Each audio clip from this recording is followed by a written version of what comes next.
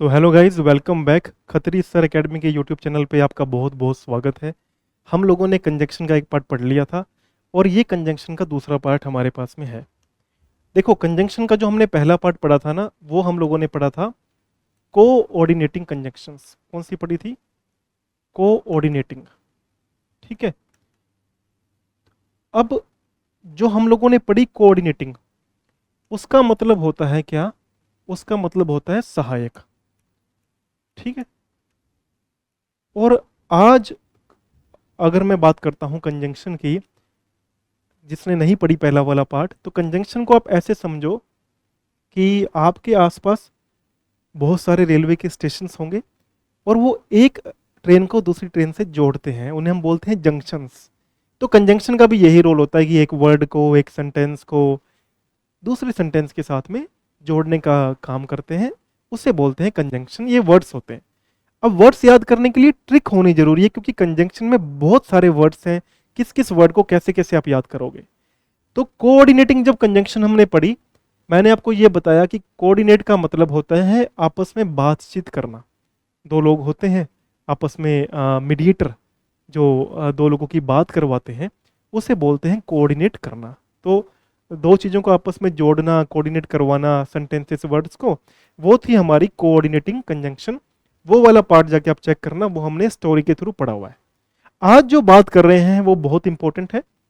आज वाली हमारी कंजंक्शन है, उसे बोलते हैं सब ऑर्डिनेट कंजंक्शन। ये दूसरा पार्ट है। ठीक है, ये पहला पार्ट था, ये दूसरा पार्ट है। और तीसरा जो पार्ट होगा वो हमारी बनेगी को रिलेटिव कंजंक्शन। इस बात को अपन को नोट करना है। अब देखो, सबऑर्डिनेट कंजंक्शन, जैसे अगर मैं बात करता हूं सबऑर्डिनेट, तो सबऑर्डिनेट क्या होता है? सबऑर्डिनेट होता है सहायक, अधीनस्थ सहायक। किसी नीचे वाले का, क्रिकेट देखते हो ना, क्रिकेट में क्या एक सब्स्टिट्यूट आता है, वो दूसरे के प्लेस पर आता है। लेकिन ये जो सबऑर्डिनेट होता है, ये ऐसे वर्ड्स होते हैं जो पहले वालों के अधीनस्थ होते हैं। अगर ये पहले वालों से जाके नहीं मिलेंगे तो इनका सेंस नहीं निकलेगा। यानी ये गुलाम होते हैं किसी वर्ड्स, किन्हीं सेंटेंसेस के, ये वाले वर्ड्स। अब इतनी सी बात समझना, बहुत खास बात बता रहा हूं। ये वाले वर्ड्स कौन से होते हैं, इनका ट्रिक समझो। बहुत सारे वर्ड्स तो आप याद नहीं कर पाओगे, लेकिन मैं आपको ट्रिक बताऊंगा जिससे आपको सारे वर्ड्स याद हो जाएंगे।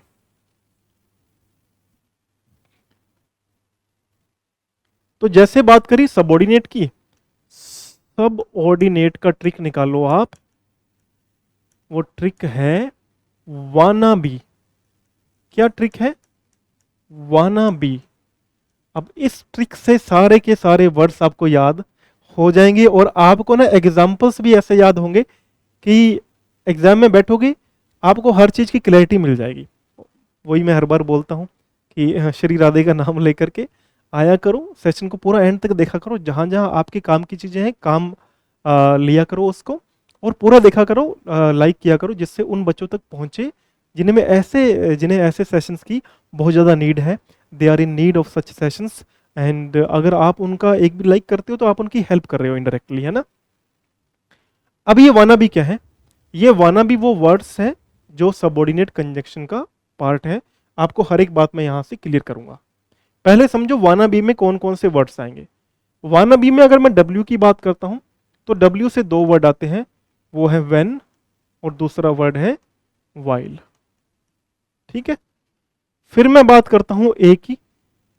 ए में दो वर्ड आएंगे हमारे पास में, ऑल्दो, और दूसरा वर्ड हमारे पास में आएगा आफ्टर। अगर मैं बात करता हूं एन की, तो आप है ना, एन को एन मत पढ़ो, क्योंकि ये मैंने ऐसे ट्रिक के लिए लगा दिया है। आप इसको पढ़ो अनलेस, क्योंकि अनलेस में भी तो एन आ ही रहा है। और एक पढ़ो अनटिल, अनटिल में भी तो एन आ ही रहा है ना। तो वाना भी एक ट्रिक के रूप में अपन समझने का प्रयास कर रहे हैं। फिर ये वाला जो ए आएगा, इससे भी कुछ आएगा। इससे आएगा एज लॉन्ग एज, और दूसरा आएगा हमारे पास में एज, और बी से आएगा बिकॉज, और ई से याद कर लेना आप इवन दो। तो अब देखो, इवन दो की मैं यहां थोड़ा लिख देता हूं। अब आपको इससे सारे के सारे वर्ड्स तो पक्का याद हो जाएंगे। अगर मैं वाना बी ट्रिक की बात करता हूं तो वाना बी ट्रिक से आपको सबॉर्डिनेट, जिसे बोलते हैं अधीनस्थ सहायक, इस कंजंक्शन के सारे वर्ड्स आपको याद हो जाएंगे। W से आएगा व्हेन और व्हाइल, A से आएगा ऑल्दो और आफ्टर, N से आएगा अनलेस, दूसरे N से आएगा अनटिल। ये ऐसे तरीके से बनाया हुआ है जिससे आपको याद करने में आसानी हो। फिर A आया, दूसरे A से आया एज लॉन्ग एज, और एक आया एज, और B से आया बिकॉज, और E से आया इवन दो। तो ये एक ट्रिक मैंने प्रिपेयर की आप लोगों के लिए मेहनत करके, कि बस आपको हर चीज आसानी से ना, आसानी से जितनी मिल जाए उससे बढ़िया क्या बात हो सकती है। अब यहां बड़ा ही, हर एक बात को बड़ा इंपॉर्टेंट तरीके से समझेंगे, आपको इतनी क्लैरिटी मिलेगी, आप बोलोगे मजा आ गया। मैं बोलता हूं कि पहले इस पार्ट को आप पढ़ो, आई वॉज प्लेइंग। मैं यहां लिखता हूं, ये वाला पार्ट है, इसको मैंने इस तरीके से लिखा, आई वॉज प्लेइंग। ठीक है, अब देखो सेकंड पार्ट पे कंसंट्रेट करो। सेकंड पार्ट इसी सेंटेंस का क्या बोलता है, इसी सेंटेंस का सेकंड पार्ट बोलता है my mother returned home, my mother returned home. अब इस पे नोटिस करो, अगर मैं बोलूं आई वॉज प्लेइंग और यहां मैं फुल स्टॉप लगा दूं, ये सेंटेंस खुद में पूरा है ना, पूरा मीनिंग निकाल लेगा। आई वॉज प्लेइंग, मैं खेल रहा था, भावार्थ पूरा निकलता है, कोई दिक्कत नहीं है। तो ये वाला सेंटेंस का जो पार्ट है ये होता है इंडिपेंडेंट। क्या होता है? इंडिपेंडेंट। ये किसी पर निर्भर नहीं करता। इसको आप इंडिपेंडेंट क्लोज भी बोल सकते हो और आप इसको सेंटेंस भी बोल सकते हो, क्योंकि खुद के अंदर पूरा मीनिंग ये निकालता है। अब बड़ा ही इंटरेस्टिंग बात यह है कि जब इस सेंटेंस को हम लोग पढ़ते हैं, माई मदर रिटर्न्ड होम, पढ़ के देखो, मेरी मम्मी घर पे वापस लौटी, आपके दिमाग में यहां से एक सवाल आएगा कि मेरी मम्मी, ये डिपेंडेंट क्लोज है, निर्भर करती है, मेरी मम्मी घर पे लौटी, तब क्या है, तब कुछ तो हुआ होगा, ये बात आपके दिमाग में आएगी। यानी ये वाला सेंटेंस जो है माई मदर रिटर्न होम, अगर यहां पे व्हेन लिखा हुआ है इसके साथ में, when my mother return home, इसका मतलब यह है कि व्हेन हमारे पास में किस रूप में काम करती है, सबऑर्डिनेट कंजंक्शन के रूप में। क्योंकि ये वाला जो सेंटेंस है when my mother return home, ये खुद के अंदर पूरा मीनिंग नहीं देगा जब तक कि हम लोग इस वाले से ना जोड़ें। तो I was playing when my mother return home, मैं खेल रहा था जब मेरी मम्मी घर वापस लौटी। तो ये पूरा सेंटेंस बनता है I was playing when my mother return home. दूसरा देखो, आई फेल्ट हैप्पी, मैं खुश हुआ, कब खुश हुआ, व्हेन आई सा माई चाइल्डहुड फ्रेंड, जब मैंने अपने बचपन के दोस्त को देखा तब मैं बहुत ज्यादा खुश हो गया। तो अगर आप फिर इस सेंटेंस को ऐसे पढ़ोगे ना, सिर्फ ये वाला पार्ट पढ़ोगे, व्हेन आई सा माई चाइल्डहुड फ्रेंड, जब मैंने अपने बचपन के दोस्त को देखा तब क्या, है ना, तब ये वाला पार्ट आई फेल्ट हैप्पी, मैंने अच्छा महसूस किया। और अगर आप इसको ऐसे बोलोगे, आई फेल्ट हैप्पी, मैंने अच्छा महसूस किया, तब भी पूरा मीनिंग निकलता है। लेकिन व्हेन आई सा माई चाइल्डहुड फ्रेंड, जब मैंने अपने बचपन के दोस्त को देखा तब क्या, ये सवाल आपके मन में खड़ा होता है, तब क्या। तो ये व्हेन इस तरीके से काम करेगा। व्हेन में एक बात ध्यान रखना, कभी भी, बड़ी इंपॉर्टेंट बात बता रहा हूं, कभी भी व्हेन के जो दोनों तरफ वाले पार्ट्स होंगे ना, वो सिमिलर नहीं हो सकते, इस बात को नोट करना। यानी अगर एग्जाम में व्हेन लिखा आता है कहीं पे, आप ध्यान रखना, या तो पहले वाले पार्ट में पास्ट कंटिन्यूस होगा या पास्ट परफेक्ट होगा, और दूसरे वाले पार्ट में पास्ट सिंपल रहेगा, व्हेन के साथ वाले पार्ट में पास्ट सिंपल रहेगा। इस बात को नोट करना। जो मेरा आपको बताने का मतलब है वो ऐसे नहीं हो सकता, I was playing when my sister was watching TV, क्योंकि अगर मैं बोलूंगा I was playing when my mother was watching TV, अगर मैं इस तरीके से लिखता हूं, इस प्रकार से इस सेंटेंस को,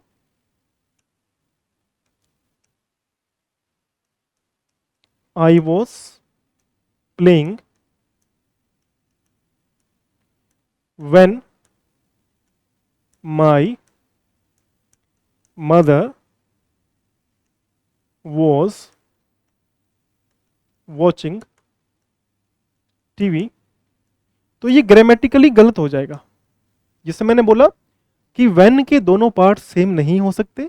you need to be careful, you need to be aware कि इसी तरीके से कंजंक्शंस काम करती हैं। और व्हेन का मैंने आपको बताया भाई व्हेन किस तरीके से काम करेगी, तो बेटर बी केयरफुल, है ना। तो ये व्हेन वाला आपको समझ आ गया होगा। उम्मीद करता हूँ कि सभी को यहाँ से क्लैरिटी मिली होगी। तो व्हेन हमारी सबऑर्डिनेट कंजंक्शन है जिसका पहला पार्ट व्हेन था। दूसरे पे आ जाओ।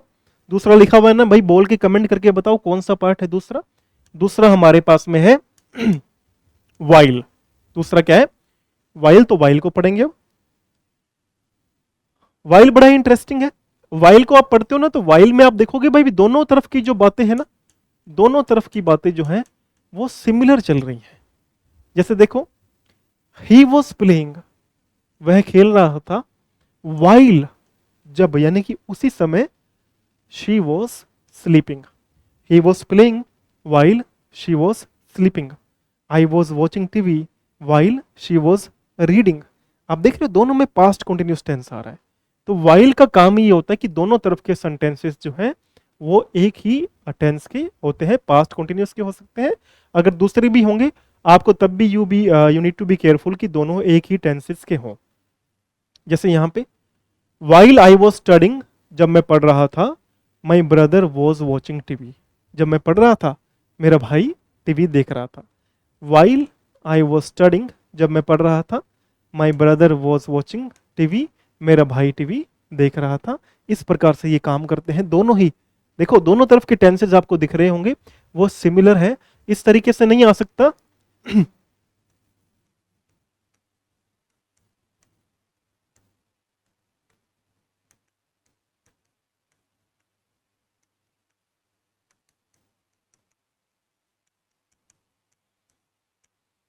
ये गलत हो जाएगा। He played while I was watching TV, उसने खेला जब मैं टीवी देख रहा था। नहीं, गलत हो जाएगा। ये इसी सेंस में वैन काम करता है, लेकिन वैन की एक्टिविटीज अलग हो जाती हैं। और वाइल में आपको ध्यान रखना कि अगर वाइल आ रहा है ना, तो मैं दोनों तरफ की एक्टिविटी जो है वो सिमिलर टेंस की रखूंगा, अलग अलग टेंस की मैं नहीं रखने वाला। इस चीज का ध्यान रखना है। ये वाइल और वैन दो अपन ने क्लियर कर लिए। आगे बढ़ेंगे तो आगे बात आती है, पहले वर्ड्स पे चलते हैं, वाना बी वाले ट्रिक पे चलेंगे।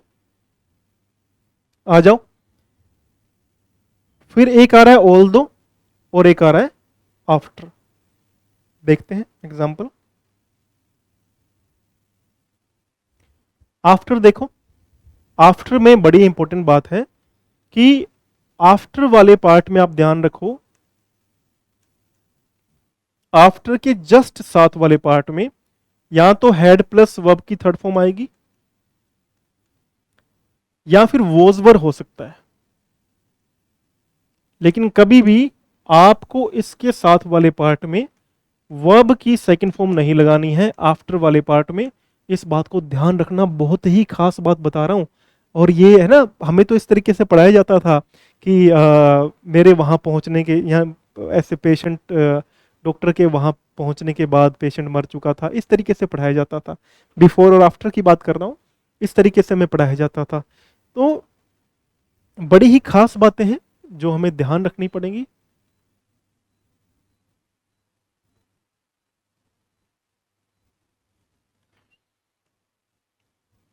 तो आफ्टर के साथ वाले पार्ट में हैड प्लस वर्ब की थर्ड फॉर्म लगी आनी चाहिए, वर्ब की सेकंड फॉर्म नहीं लगी आ सकती। ऊपर देखते हैं एग्जांपल। मैं घर पहुंचा, आई रिटर्न होम, मैं घर पहुंचा। कब पहुंचा? After the party was over, जब पार्टी ओवर हो गई थी। आफ्टर, आफ्टर मतलब के बाद में। किसके बाद में? After the party was over. तो आफ्टर का मतलब क्या होता है? आफ्टर का मतलब होता है के बाद में, किसी चीज के बाद में। आई रिटर्न होम, मैं घर पहुंचा after the party was over. अब देखो यहां क्या लिखा हुआ है, यहां वर्ब की सेकंड फॉर्म चल सकती है, लेकिन साथ वाले पार्ट में, आफ्टर के साथ वाले पार्ट में हैड प्लस वर्ब की थर्ड फॉर्म आएगी या वॉज वर आ सकता है। यहां देखो, अपना होमवर्क पूरा करने के बाद में, after he had finished his homework he went to play, वो खेलने चला गया।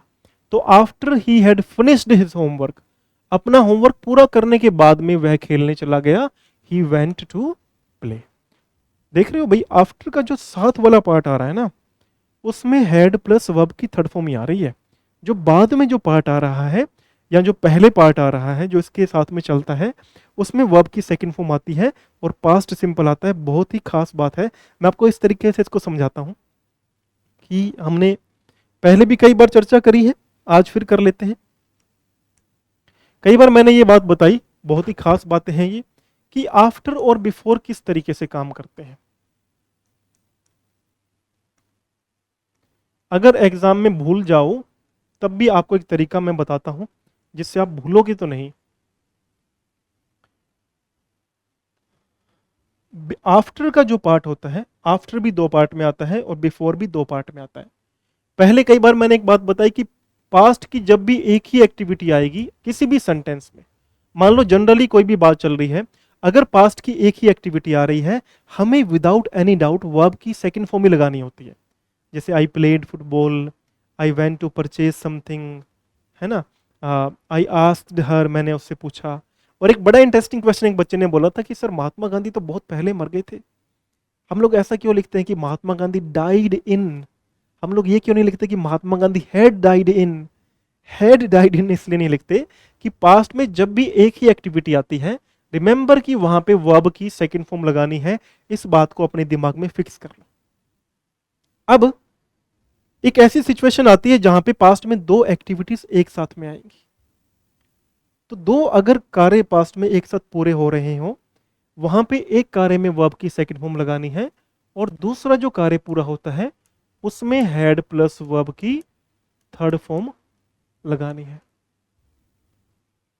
अब जैसे मैं बोलता हूं कि टीचर के आने से पहले मैंने अपना होमवर्क पूरा कर लिया था। अब देखो इसमें दो एक्टिविटीज है। एक तो टीचर का डर होता है बहुत ज्यादा, है ना। फिर मैं बोल रहा हूं कि टीचर के आने से पहले मैं अपना होमवर्क पूरा कर चुका था। दो एक्टिविटी पूरी हो रही है। आप सोच के बताओ कि पहले कौन सी पूरी हो रही है। और मैं बोल के आ रहा हूं वो भी गौर करो। मैं ये बोल रहा हूं कि टीचर के आने से पहले, तो ऑफ कोर्स मैं पहले की बात कर रहा हूं, तो पहले होता है बिफोर और आफ्टर का मतलब होता है क्या, बाद में। जब मैं इस प्रकार से बात करता हूं तो मेरा एक मोटिव क्लियर है, बिफोर का मतलब है पहले, और मैं बोलूं कि टीचर के आने से पहले। तो एक काम हो रहा है सेकेंडरी और एक काम हो रहा है प्राइमरी। एक एक्शन मैं बोलता हूं, ऐसे मान लेता हूं कि एक एक्शन है प्राइमरी और एक एक्शन मेरा क्या हो गया, सेकेंडरी। जब मैं प्राइमरी एक्शन की बात करूंगा, जो काम पहले पूरा हुआ उसके अंदर लगानी है हैड प्लस वर्ब की थर्ड फॉर्म। तो यहां क्या प्राइमरी में क्या लगाऊंगा, हैड प्लस वर्ब की थर्ड फॉर्म। और जो सेकेंडरी काम है जो बाद में पूरा हुआ है, उसमें लगाऊंगा मैं वर्ब की सेकेंड फॉर्म। अब जैसे बिफोर मैंने बोला कि टीचर के आने से पहले मैंने अपना होमवर्क पूरा कर लिया था। डर ही इतना था इतना डर था कि मैंने टीचर के आने से पहले ही अपना होमवर्क पूरा कर लिया था। तो मैं यहां बोलता हूं कि कैसे बोलूंगा, आई डैश डैश मैं ऐसे लगाता हूं और मैंने ब्रैकेट में यहां पे कंप्लीट लिखा है। इस बात को ध्यान रखना, I completed, sorry I complete लिखा है my homework before the teacher, और यहां पे डैश डैश फुल स्टॉप। और यहां मैंने लिख दिया भाई, एक वर्ब की फॉर्म मैंने लगा दी कम। अब ये दो एक्शन है, आपको ये पहचानना पड़ेगा भाई पहले कौन सा एक्शन पूरा हुआ और बाद में कौन सा एक्शन पूरा हुआ। जो पहले पास्ट में एक्शन पूरा हुआ उसके साथ हेड प्लस वर्ब की थर्ड फॉर्म लगा दो।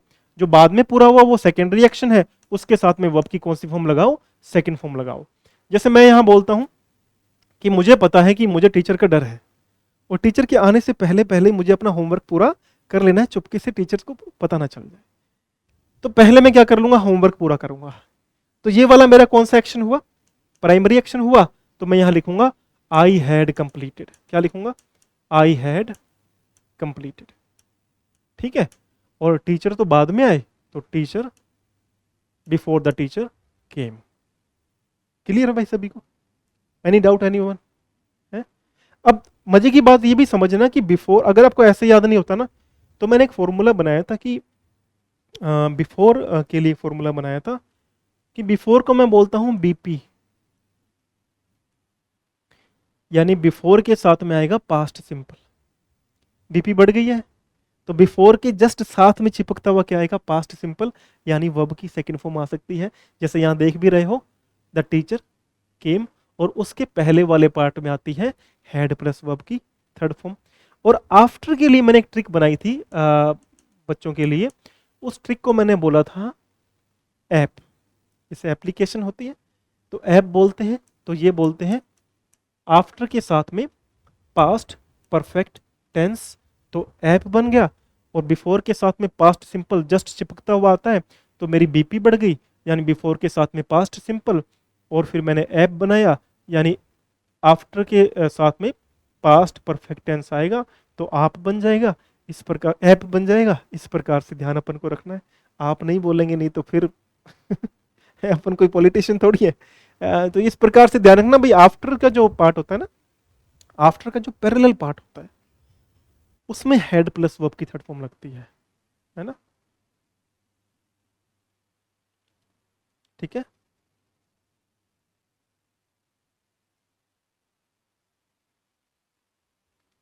चले आगे भाई, क्लियरिटी मिल गई सभी को। जैसे after he had finish his homework he went to play.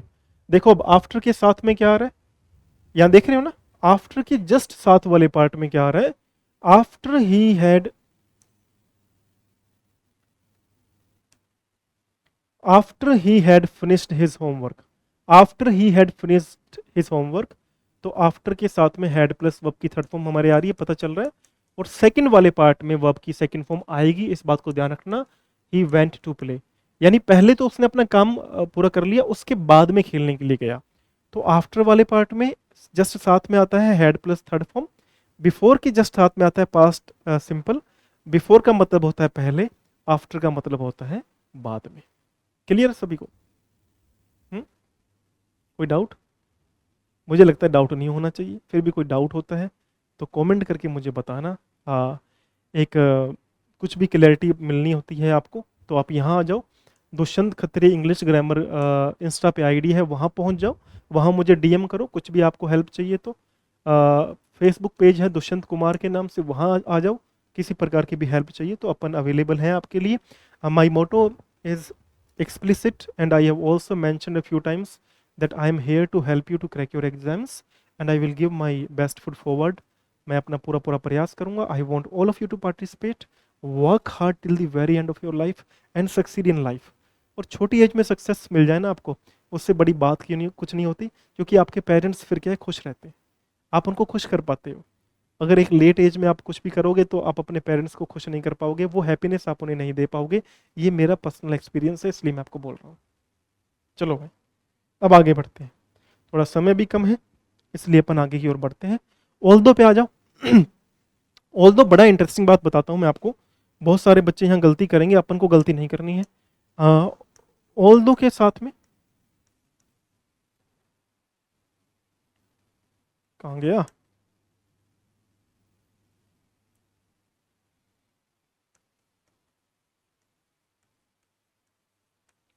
Although के साथ में कभी भी येट मत लगाना, ये ग्रामेटिकली करेक्ट नहीं है, पहली बात तो ये नोट करो। ऑल्दो जो है, ऑल्दो के साथ में येट जो है, that is not grammatically correct.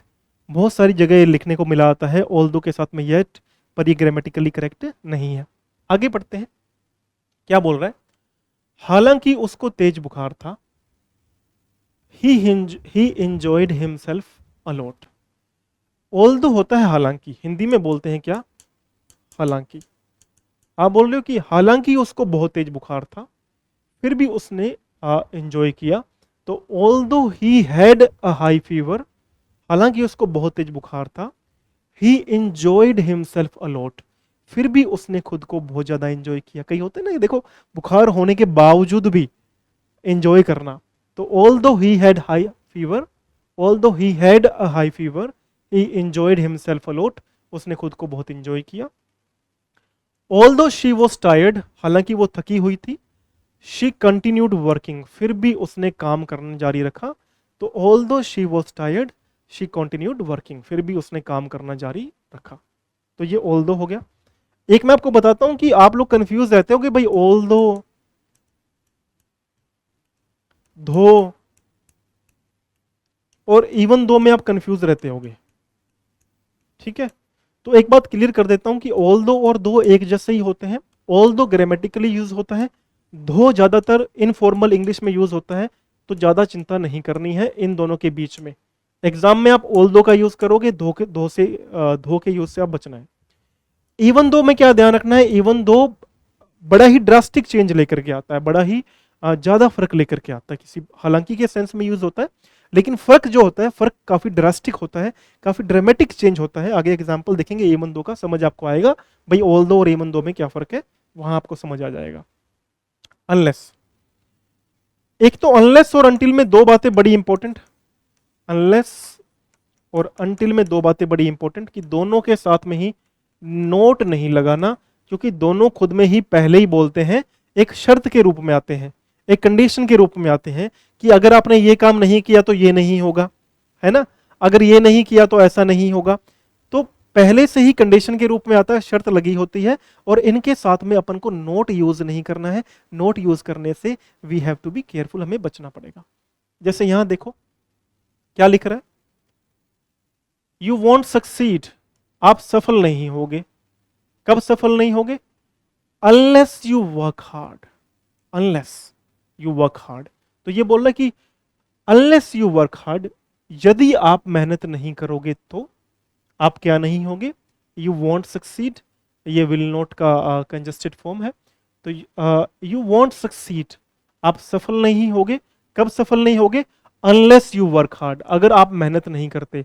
तो आप देख रहे हो भाई, अनलेस के साथ में यहां पे कई बार एग्जाम में लिखा आएगा unless you don't work hard, तो ऐसा नहीं लिखा आना चाहिए, अनलेस के साथ में नोट नहीं लगता, इस बात को ध्यान रखना। ही वॉन्ट पास द एग्जाम, वो एग्जाम पास नहीं होगा, अनलेस ही स्टडीज रेगुलरली, यदि वह रेगुलरली नहीं पढ़ेगा तो वह एग्जाम को पास नहीं करेगा। कंडीशन लगी ना कि अगर वो रेगुलरली नहीं पढ़ेगा तो वह एग्जाम को पास नहीं करेगा। He won't pass the exam unless he studies regularly, यदि वह रेगुलर स्टडी नहीं करता है। तो आई ऑलवेज टेल कि you need to study regularly, है ना, रोज आपको पढ़ना पड़ेगा। अब यहां बड़ी ही खास बात मैं आपको बता देता हूं कि आप देख रहे हो कि ये कंडीशन तो अप्लाई हो रही है, लेकिन एक तरफ क्या आ रहा है, फ्यूचर सिंपल, और दूसरे पार्ट में हमारे पास में क्या आ रहा है, गौर करने वाली बात है, प्रेजेंट सिंपल। इस बात को नोट करना, बहुत खास बात है। ये अनलेस एक क्लोज के रूप में भी काम करता है। कंडीशनल सेंटेंसेस हम लोग करेंगे, 4 प्रकार के होते हैं, डरना नहीं है, अच्छे से करेंगे, मेहनत करेंगे। यहां जो मुद्दा है ये वाला है कि अनलेस से पहले आपको मिल सकता है कौन सा, फ्यूचर सिंपल, और सेकंड जो पार्ट होगा वहां आपको मिलेगा प्रेजेंट सिंपल। देख रहे हो, यू वर्क हार्ड, वर्क क्या है, first form, will not succeed, want succeed, तो ये विल आ रहा है हमारे पास में। यहां लिखा रहा है यू वॉन्ट पास, तो ये मतलब विल नॉट लिखा रहा है, तो ये फ्यूचर सिंपल है। अनलेस ही स्टडीज, तो स्टडीज क्या है, स्टडीज वर्ब की फर्स्ट फॉर्म है, जिसमें एस या एस लिखा हुआ है बेस फॉर्म के अंदर, क्योंकि सब्जेक्ट क्या है, ही है, और ही हमारे पास में सिंगुलर है। तो ऐसे ही बोलने में आएगा कि he won't pass the exam unless he studies regularly. And आपको ये भी ध्यान रखना पड़ेगा कि ऐसा नहीं कि पहले वाले पार्ट में अपन ने पास्ट सिंपल कर दिया तो काम चल जाएगा, वो भी ग्रामेटिकली इनकरेक्ट हो जाएगा। He did not pass the exam unless he works hard, ऐसा नहीं चल सकता। इस बात को भी ध्यान रखना कि जो रूल्स बने हुए, फ्यूचर सिंपल पहले आएगा और फिर प्रेजेंट सिंपल हमारे पास में अनलेस के साथ में जुड़ा हुआ आएगा। कंडीशन लगती है, शर्त लगती है काम पूरा होने पर, इस प्रकार से। अनटिल पे आ जाओ। अनटिल समय के लिए आता है, टाइम के लिए आता है, वही बात है कि इसके साथ में भी अपन को नोट नहीं लगाना है, इस बात को ध्यान रखें।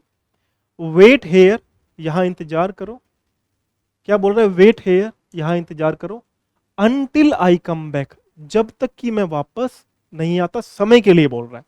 ये बहुत खास बात है, इसमें नेग्लिजेंसी नहीं करनी है। भाई कई बार क्या होगा कि यहां रुको जब तक कि मैं वापस नहीं आता, wait here unless I come back, नहीं, वो समय की बात कर रहा है, अनटिल ही आएगा, wait here until I come back. आगे देखो, she did not leave the room, उसने कमरा नहीं छोड़ा, अनटिल द मूवी एंडेड। अब बात समय की हो रही है, कि मूवी एंड होने तक, तो टाइम की तो बात अपने आप ही आ गई ना, तो अनटिल द मूवी एंडेड, जब तक की मूवी खत्म नहीं हुई, तो अनटिल जब तक के सेंस में आता है टाइम बताने के लिए।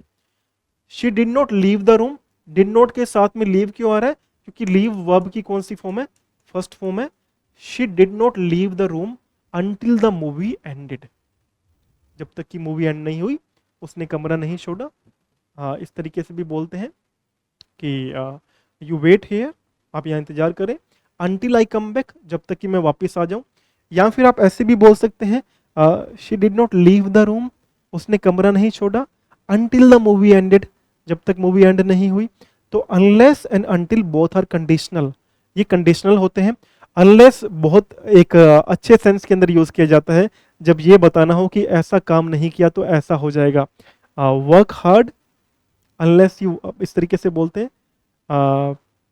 अगर आपने मेहनत नहीं की तो आप सफल नहीं होगे, यू वॉन्ट सक्सीड, आप सफल नहीं होगे अनलेस यू वर्क हार्ड, अगर आप मेहनत नहीं करते तो, ठीक है। तो यू वॉन्ट सक्सीड, आप सफल नहीं होगे अनलेस यू वर्क हार्ड, अगर आप मेहनत नहीं करते। तो इस तरीके से बोलने में आता है एक इंग्लिश के अंदर, ठीक है। आगे बढ़ते हैं। एज लॉन्ग है, एज लॉन्ग एज क्या होता है, जब तक की। अब बोलते हैं ना कि घूमने के लिए जाओ तो फर्क होता है, छुट्टियों में गर्मी के घूमने के लिए जाओ तो मामा मामी के घर जाते हो तो फर्क होता है, चाचा चाची के घर जाओ तो फर्क होता है, और अगर नाना नानी हो तब एक अलग बात होती है, और नाना नानी ना रहे तो फिर अलग बात पड़ जाती है ना। तो यहाँ देखो, आप यहाँ रुक सकते हैं, कब तक रुक सकते हैं, जब तक आप चाहें। यू कैन स्टे हेयर, आप यहाँ रुक सकते हैं as long as you want, कब तक रुक सकते हैं, जब तक आप चाहें। यू कैन स्टे हेयर, आप यहाँ रुक सकते हैं, कब तक रुक सकते हैं, कितना लंबा रुक सकते हैं, एज लॉन्ग एज मतलब कितनी देर तक, तो as long as you want, you can stay here as long as you want, आप तब तक यहाँ रुक सकते हैं जब तक आप चाहें। आई विल सपोर्ट यू, मैं आपको सपोर्ट करूंगा, as long as you are honest with me, आप जब तक मेरे साथ क्या रहेंगे, ऑनेस्ट रहेंगे, ईमानदार रहेंगे, तब तक मैं आपका सपोर्ट करता रहूंगा। बोलते हैं ना भाई कि उस बनी रहेगी तब तक जब तक ईमानदारी रहेगी।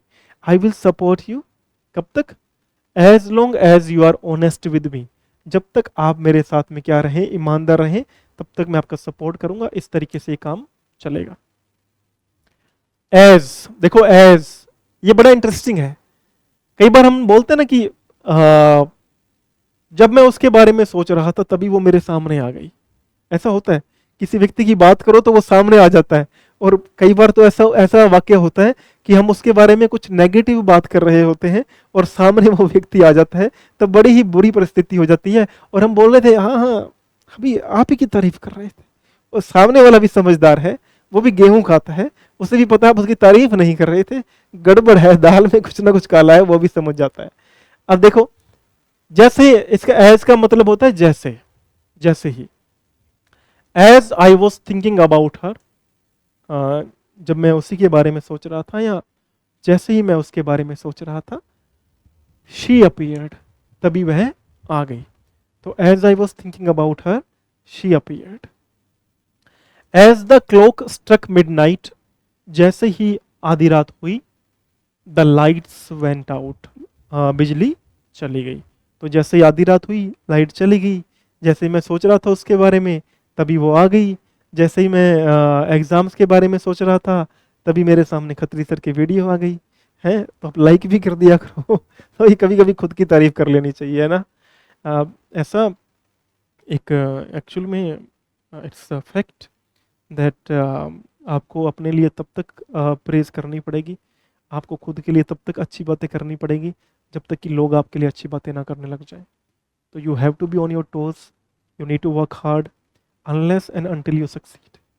जब तक कि सफलता नहीं मिलती है, सफलता के बहुत मित्र होते हैं, असफलता के लिए होती है।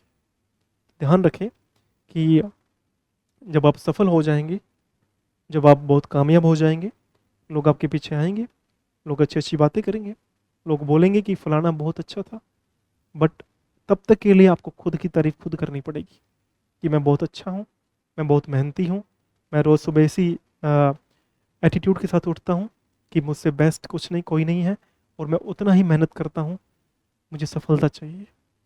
ये आपको करना पड़ेगा, खुद के लिए करना पड़ेगा, ठीक है। लगे रहो, लगे रहो। आगे देखो। इवन दो, इवन दो मैंने बोला यद्यपि के रूप में ही काम करता है, लेकिन चेंज बहुत ड्रास्टिक होता है। जैसे अगर मैं बोलता हूँ कि हालांकि वो थका हुआ था फिर भी उसने होमवर्क पूरा कर लिया, although he was tired he completed his homework, ठीक है। हालांकि वो थका हुआ था उसने अपना होमवर्क पूरा कर लिया, although he was tired he completed his homework.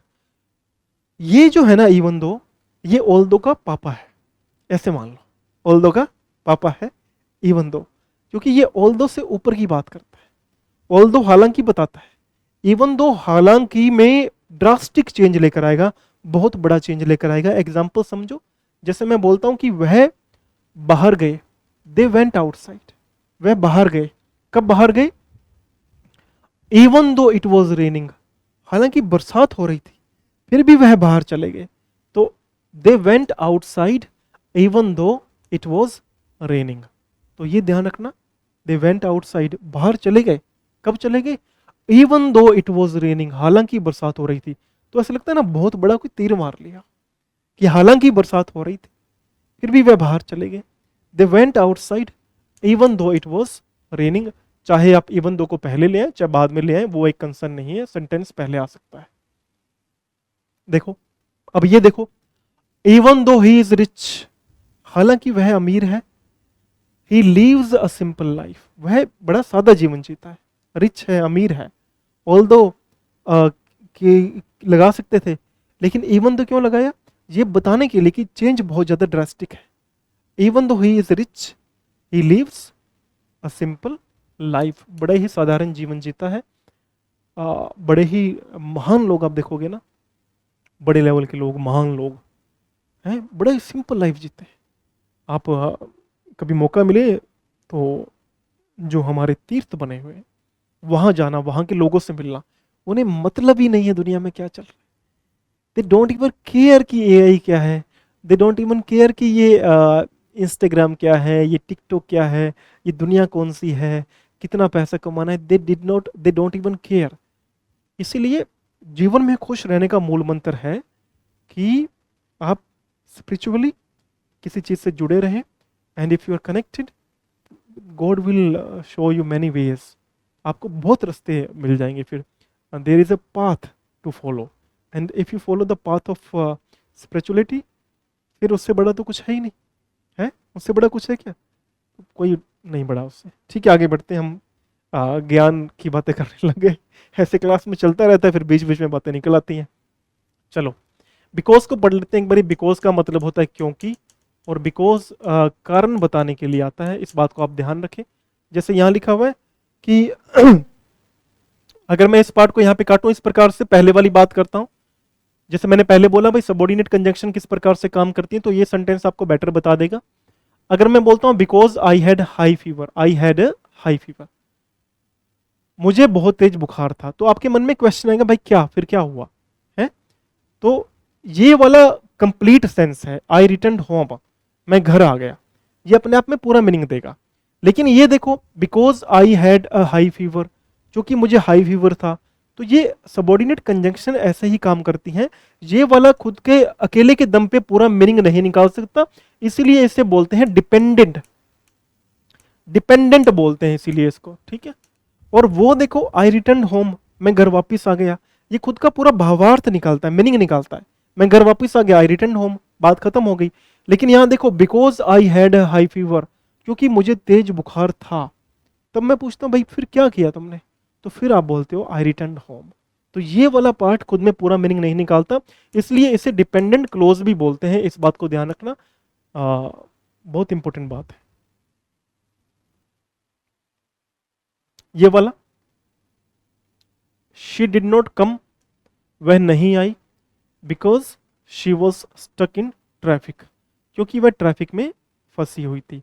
तो she did not come because she was stuck in traffic, वो नहीं आई, उसका कारण क्या था? क्योंकि वो ट्रैफिक में फंसी हुई थी। एक बात और ध्यान रखना कि ये वाला जो पार्ट है ना, इस वाले पार्ट में कारण नहीं आएगा, इस वाले पार्ट में एक्शन आएगा। कारण वाला पार्ट कौन सा रहेगा, बिकॉज के साथ वाला जो पार्ट रहेगा वो रीजन वाला पार्ट रहेगा। जैसे यहाँ देखो लिखा आ रहा है ना, because she was stuck in traffic, क्योंकि वो ट्रैफिक में फंसी हुई थी। तो फिर यहां आ रहा है शी डिड नॉट कम, वह नहीं आई। ठीक है, और ये भी ध्यान रखना भाई, डिड नॉट के साथ में कई बारी, डिड नॉट के साथ में इस तरीके से कई बारी लिखा होता है केम। तो डिड नॉट के साथ में हमें हमेशा ध्यान रखना है कि वर्ब की फर्स्ट फॉर्म आएगी, कम आएगी, केम नहीं आएगी। एग्जाम में लिखा आता है, इससे बचना है आपको।